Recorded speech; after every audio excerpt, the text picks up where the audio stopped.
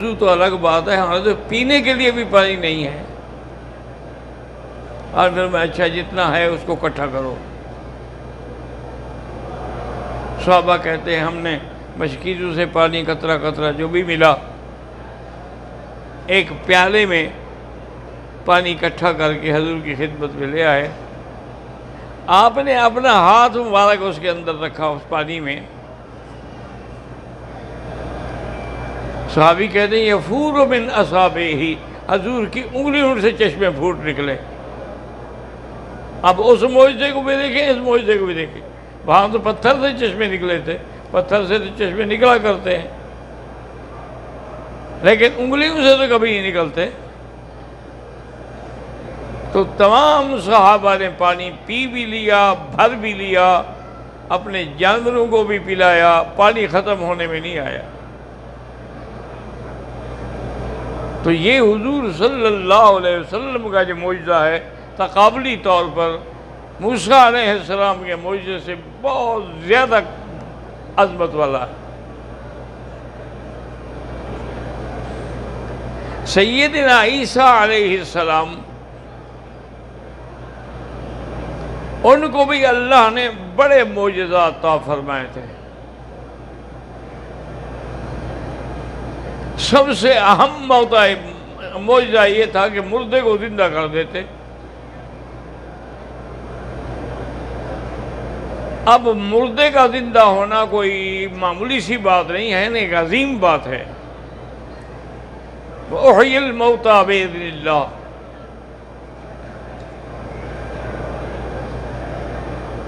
لیکن اللہ نے جو حضور کو معجزہ دیا، حضور صلی اللہ علیہ وسلم ایک ستون سے پشت لگا کر جمعہ کے دن خطبہ دیا کرتے تھے، یعنی جہاں منبر ہے وہیں وہ ستون تھا۔ وہ کیا تھا؟ کھجور کا ایک تنا تھا۔ ایک صحابیہ آئیں،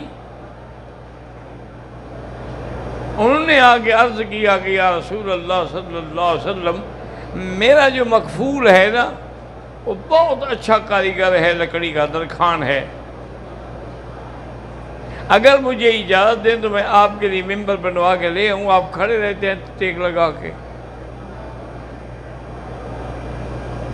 آپ نے پھر میں اچھا بنوا کے لے آؤں۔ اس نے 3 سیڑھیاں بنوائیں، پھر اوپر بیٹھنے کی وہ جگہ تھی، بڑا اچھا اور بڑا خوبصورت۔ حضور صلی اللہ علیہ وسلم جمعہ کے دن آ کے ستون کے بجائے اس منبر پہ بیٹھے، بس بیٹھنے کی دیر تھی کہ ستون نے رونا شروع کر دیا۔ اب ہے کہ انسان کی مردے کو دوبارہ زندہ کر، پہلے تو روح اسی جگہ تھی نا، وہ پھر اپنی جگہ پر آ گئی، لیکن لکڑی میں وہ بات تو نہیں ہوتی نا۔ یا تو لکڑی کی ایک نباتی زندگی ہوتی کہ پھل پھول لگ جاتے، سبز ہو جاتا، اس میں تو نباتی زندگی بھی ہے، حیوانی زندگی بھی ہے، اور عرفانی زندگی بھی ہے۔ حضور کے عشق میں رونے لگ گیا، اور وہ رونا بھی ایسا تھا کہ صحابہ کہتے ہیں ہم سب سن رہے تھے۔ حضور صلی اللہ علیہ وسلم منبر سے اترے، آ کر اس کو سینے سے لگایا جیسے بچے کو سینے سے لگاتے ہیں، پھر جا کے وہ بھی آہستہ آہستہ جیسے بچہ سسکتے سسکتے چپ کرتا ہے وہ بھی چپ کر گیا۔ یہ وہی استوانِ حنانہ ہے جس کا ذکر اب بھی ریاض الجنہ میں ہے، وہ اسی مقام پہ تھا۔ تو اس معجزے کو بھی دیکھیں، اس کو بھی دیکھیں، عیسیٰ علیہ السلام کا معجزہ۔ تو انسان کی روح تو پہلے یہی تھی نا، پھر واپس آ گئی، لیکن اس میں تو کوئی روح نہیں تھی، اور اس میں روح بھی ایسی آئی کہ نباتی بھی، حیوانی بھی، عرفانی بھی، کہ حضور کے فراق میں رونے لگ گیا، اور رونا سب صحابہ نے سنا۔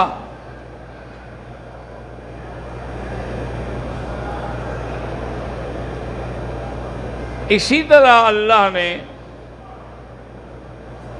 سیدنا سلیمان علیہ السلام ان کو جو معجزہ عطا فرمایا تھا، جس کا ذکر قرآن میں بھی ہے کہ علمنا منطق الطیر، اللہ نے ہمیں پرندوں کی بولیاں بھی سمجھائی ہیں۔ پرندہ جب چہچہاتا ہے ہم سمجھ لیتے ہیں کہ کیا کہہ رہا ہے۔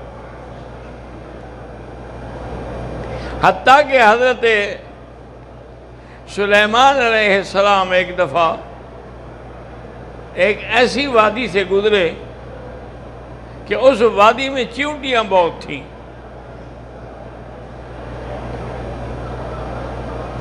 حتیٰ اذا اتوا علی وادی النمل قالت النملۃ یا ایھا النمل ادخلوا مساکنکم۔ وہ چیونٹی اب تقریر کر رہی ہے اپنی برادری کو کہ چھپ جاؤ چھپ جاؤ، لا یحطمنکم سلیمان وجنودہ، حضرت سلیمان اور ان کا لشکر روند نہ ڈالے، وہ ہم لائے، ان کو پتہ بھی نہیں لگے گا تو پاؤں میں روندی جاؤ گی۔ اب چیونٹی کتنی چھوٹی سی چیز ہے، لیکن اندازہ کریں کہ ایک چیونٹی ہو کر بھی اپنی قوم کی دشمن نہیں ہے، یہ ایک انسان ہے جو اپنا دشمن ہے، اپنی قوم کا بھی دشمن ہے۔ فَتَبَسَّمَ ضَاحِكًا مِّن قَوْلِهَا، حضرت سلیمان مسکرائے اس کی بات سن کے کہ دیکھو کیسی اچھی تقریر کر رہی ہے کہ بھی چھپ جاؤ، اور پھر مجھ پر بھی الزام نہیں لگا رہی کہ ان کو تو پتہ بھی نہیں لگے گا اور تم پس جاؤ گی۔ قال رب اوزعنی ان اشکر نعمتک التی انعمت علی۔ تو ایک چیونٹی کی بات سمجھ لینا، ایک پرندے کی بات کا چہچہانا سمجھ لینا، یہ بھی عظیم معجزہ ہے۔ وَتَفَقَّدَ الطَّيْرَ فَقَالَ مَا لِيَ لَا أَرَى الْهُدْهُدَ،